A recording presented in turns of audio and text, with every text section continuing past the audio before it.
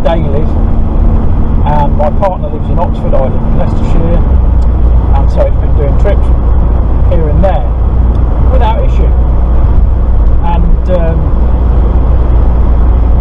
we've got that sorted. So I think the pulley was replaced at 88,500. We did really struggle to get the auxiliary belt back on, because there's about 4mm gap to get it in there, get the spanner in there, get the tensioner done, and get that all sorted. We did do it. We managed to use a massive crowbar, warning signs ahead, to get it on. But what I did notice was that we slightly nicked the belt putting it on, and I thought it'll either go or it'll just carry on. I was going down to Oxford, and I always go the back way, nice drive, and I was just getting onto the A34, put my foot down to join the traffic, and there was a thunk, and then the battery light comes on, and then the temperature gauge starts going up. So I knew immediately what had happened. The belt had broke. So that's what we thought.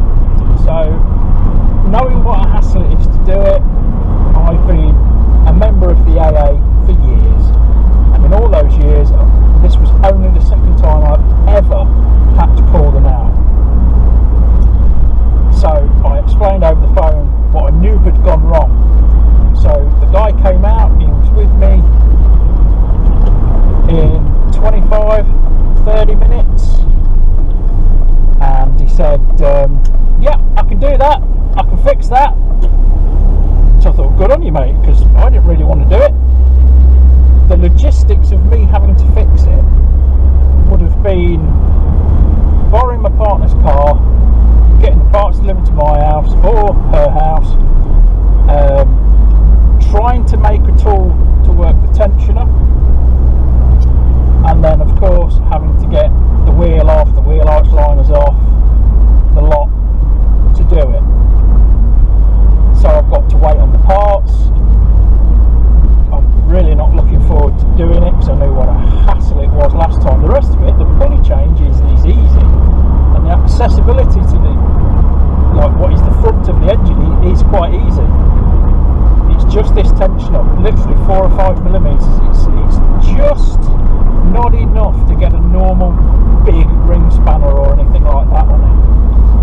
Like I say, MG do the tool for it, and it's £80,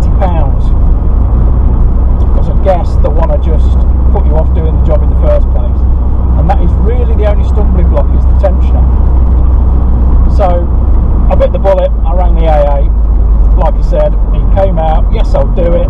Fortunately I'd stopped on the slip road to services,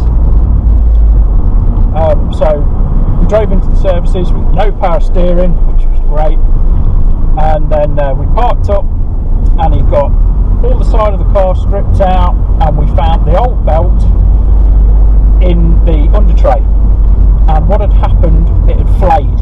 I'll put a picture up, and as I put my foot down, obviously the gyroscopic forces, it caught on something and it just pulled it straight off the pulley, so no damage done. And I didn't really drive it when the temperature was going up, so we avoided overheating the car. So we get in there, he says, yes, we'll do it, and he looked on his little handheld computer. He says, it'll be 38 quid. And I went, for the belt? And he went, no, all in, fitted. So it was an absolute no-brainer, because I paid more than £38 for the belt I put on it. It's got a year's guarantee because the AA fitted it, so it's really a no-brainer. Even if I have to do that every year, 38 quid, it's mad not to. Anyway, the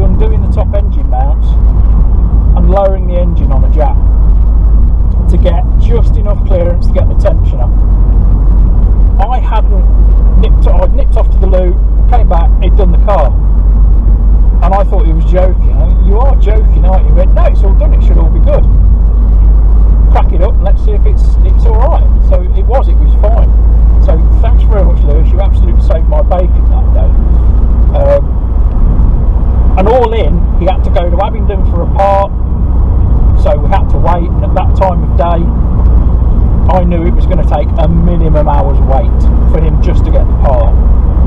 It was all done and dusted inside 3 hours. I'm at a services, I'm safe, he's made sure I'm safe, and I'm happy.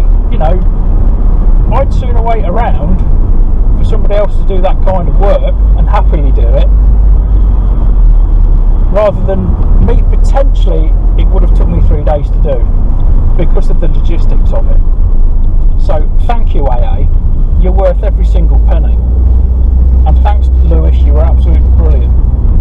But an update on the car, I mean, that belt was replaced at, I think it was just over 90,000 miles, so it did 1,700 miles with a broken belt.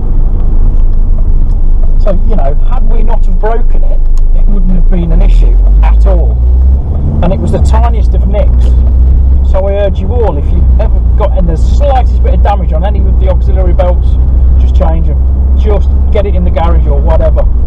Just change them, because you don't want to go through the experience of losing your power steering, your electrical generation and your water cooling if, for example, you're on the motorway. And these things tend to happen on motorways, dual carriageways. So just get it done. That's a big shout out for the AA. Absolutely brilliant. But other than that, car's been an absolute diamond. I need to look at the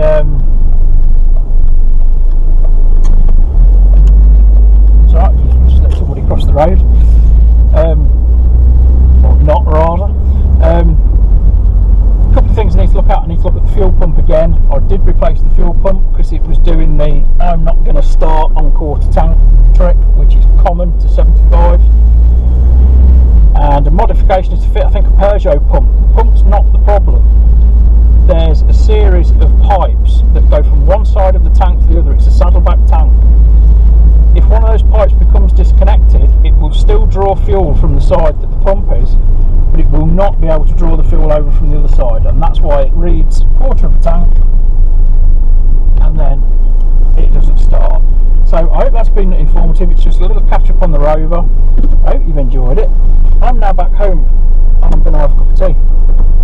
So join me again on the next one.